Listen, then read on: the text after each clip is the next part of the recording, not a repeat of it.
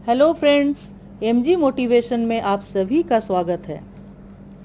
आचार्य चाणक्य का जन्म आज से लगभग 2400 साल पूर्व हुआ था। वह नालंदा विश्वविद्यालय के महान आचार्य थे। उन्होंने हमें चाणक्य नीति जैसा ग्रंथ दिया जो आज भी उतना ही प्रामाणिक है जितना उस काल में था। फ्रेंड्स, आज मैं चाणक्य नीति का दूसरा अध्याय प्रस्तुत करने जा रही हूँ। झूठ बोलना, उतावलापन दिखाना, छल कपट, मूर्खता, अत्यधिक लालच करना, अशुद्धता और दयाहीनता, ये सभी प्रकार के दोष स्त्रियों में स्वाभाविक रूप से मिलते हैं।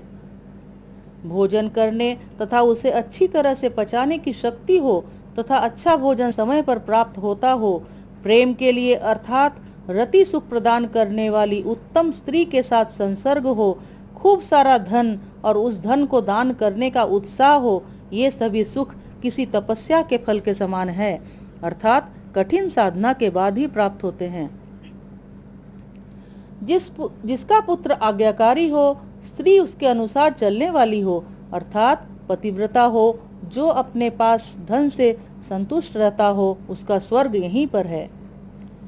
पुत्र वे हैं जो पिता भक्त है, पिता वही है जो बच्चों का पालन पोषण करता है, मित्र वही है जिसमें पूर्ण विश्वास हो, और स्त्री वही है जिसमें परिवार में सुख शांति प्राप्त हो।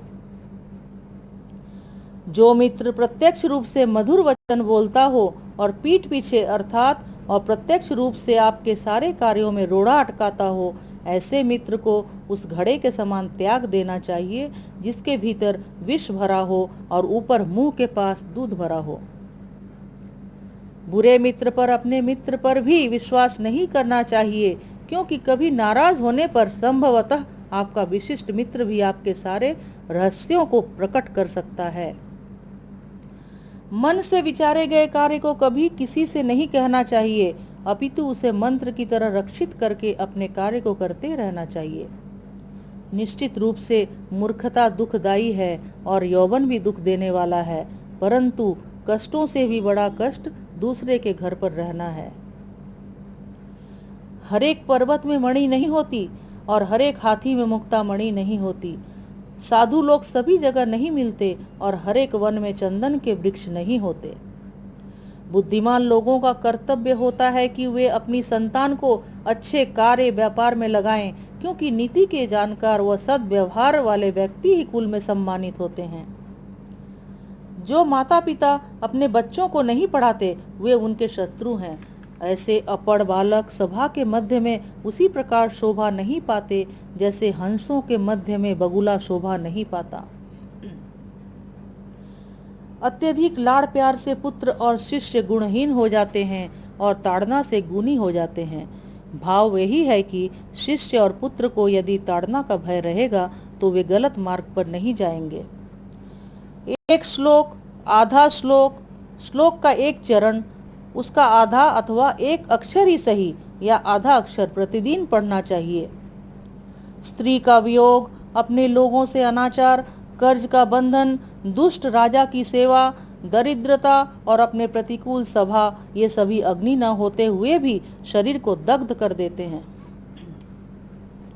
नदी के किनारे खड़े वृक्ष, दूसरे के घर में गई स्त्री, मंत्री के बिना राजा शीघ्र ही नष्ट हो जाते हैं, इसमें संशय नहीं करना चाहिए।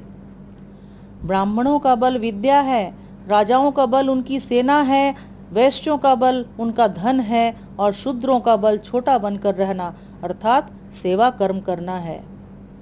वैश्य निर्धन मनुष्य को, प्रजा पराजित राजा को, पक्षी फल रहित वृक्ष को व अतिथि उस घर को जिसमें वे आमंत्रित किए जाते हैं को भोजन करने के पश्चात छोड़ देते हैं। ब्राह्मण दक्षिणा ग्रहण करके यजमान को, शिष्य विद्या अध्ययन करने के उपरांत अपने गुरु को और हिरण जले हुए वन को त्याग देते हैं। बुरा आचरण अर्थात दुराचारी के साथ रहने से, पाप दृष्टि रखने वाले का साथ करने से तथा अशुद्ध स्थान पर रहने वाले से मित्रता करने वाला शीघ्र नष्ट हो जाता है। मित्रता बराबर वालों में शोभा पाती है। नौकरी राजा की अच्छी होती है, व्यवहार में कुशल व्यापारी और घर में सुंदर स्त्री शोभा पाती है। फ्रेंड्स, आप सभी से रिक्वेस्ट है कि आप मेरे चैनल को लाइक, शेयर और सब्सक्राइब करें। साथ में बेल आइकन दबाएं ताकि मोटिवेशन के नोटिफिकेशन आप सभी तक पहुंच सके। Thank you.